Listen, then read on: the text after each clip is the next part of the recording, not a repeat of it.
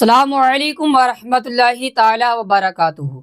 बहुत ही ज़्यादा इम्पोर्टेंट और ज़रूरी वीडियो है। इस वीडियो को देखना और देखकर शेयर करना हमारी और आपकी जिम्मेदारी है। तवज्जो के साथ पहले इस वीडियो को आप देख लें, उसके बाद हमारे भारत में आज क्या हुआ ये मैं आपको बता दूंगा। का एक हिंदू व्यक्ति जिसकी मार मार कर हत्या कर दी मुसलमानों द्वारा, उसकी मॉब लिंचिंग की गई, धर्म पूछकर उसको मारा गया, मारते वक्त नारे लगाए गए, पेड़ पर उसको लटकाया गया और जला दिया गया। मुसलमान हूँ इसका मतलब ये नहीं है कि नाइंसाफी का साथ दूंगा, बेशक उसे मुसलमानों ने मारा, लेकिन मेरे घर के अंदर आग लग जाए, उसमें 10 लोग मर जाएं, मेरे पड़ोस के गाँव में आग लग जाए, वहाँ एक आदमी मर जाए, गम दोनों का होगा, अफसोस दोनों का होगा, लेकिन मैं आवाज किसके लिए उठाऊंगा? मैं ज्यादा परेशान किसके लिए होऊंगा? अपने लिए या उसके लिए?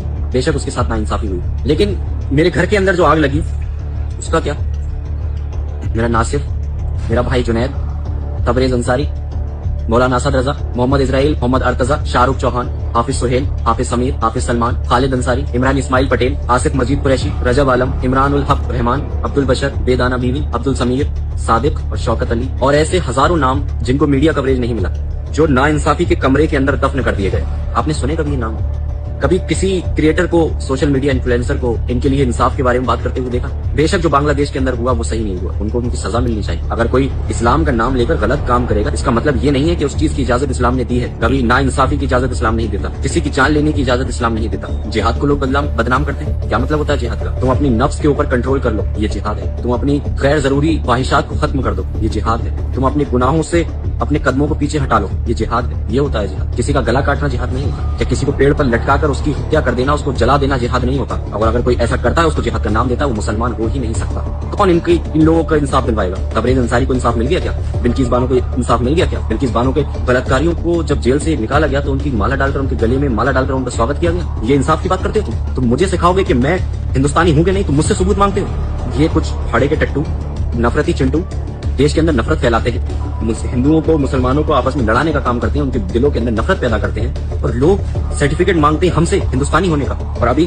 कुछ ही दिन पहले केरल के अंदर एक व्यक्ति जिसका नाम था राम नारायण बघेल, उसको मारा गया सिर्फ इसलिए जब उससे किसी ने पूछा कि क्या तुम बांग्लादेशी हो? जज्बात में आकर कह दिया हाँ, उसको नहीं समझ में आया, सिर्फ इतना कहना था, और वहां के लोगों ने उसको इतना मारा, खत्म हो गया।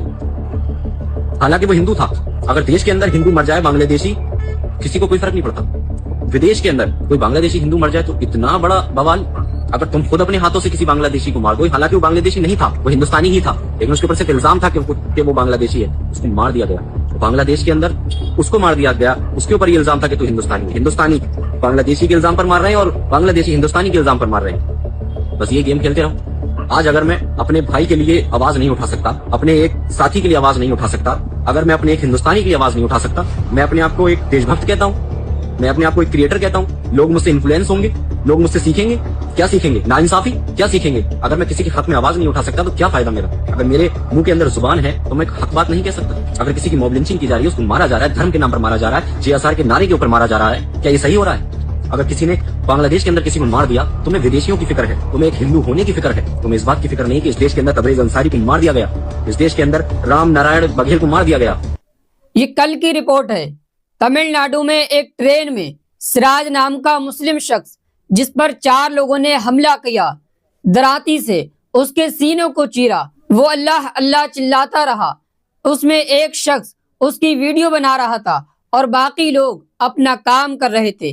देख रहे हैं, ये हो चुका है हमारे देश का माहौल, ये हालात बन चुके हैं। नफरत इतनी ज्यादा दिलों में घोल दी गई है कि जहां कहीं भी अकेले गरीब मुसलमान मिल जाता है तो फिर उसके साथ क्या होता है, फेरी वालों के साथ क्या होता है, अतर हुसैन के साथ क्या हुआ था, आप जानते हैं अच्छी तरीके से। तो कहने का मतलब यह है कि जहां कहीं भी आप रहें, बहुत ही ज्यादा सेफ्टी के साथ रहें, अकेले सुनसान जगहों पर ना जाएं। खासकर वो लोग जो साइकिली वगैरह से फेरी करते हैं, कपड़े बेचते हैं, कंबल बेचते हैं, खाने वगैरह की चीजें बेचते हैं, अकेले जा जाकर आप सेफ्टी का ख्याल रखें। माहौल बहुत ज्यादा खराब चल रहा है और बांग्लादेश में जिन लोगों ने वो गलत काम किया उनको गिरफ्तार कर लिया गया है, पुलिस ने हिरासत में ले लिया, लेकिन वो गलत था, इस्लाम इसकी इजाजत नहीं देता। अगर कोई इंसान जुर्म करता है, गलती करता है, तो कानून है, पुलिस है, अदालत है, कोर्ट है, जज है, वो फैसला करेंगे। अवाम को इख्तियार नहीं कितना ही बड़ा चाहे गुनाह क्यों ना हो जाए, मुसलमानों ने गलत किया, यकीनन हम इसकी मजम्मत करते हैं। लेकिन हमारे देश में जो मुसलमानों के साथ हो रहा है, बहुत सारे हिंदू भाइयों के साथ भी हो जाता है। वो क्या है, इस पर कोई आवाज क्यों नहीं उठाता? खैर, इस हवाले से आपकी जो भी राय है कमेंट में जरूर लिखिएगा और वीडियो को आगे तक शेयर जरूर कर दें।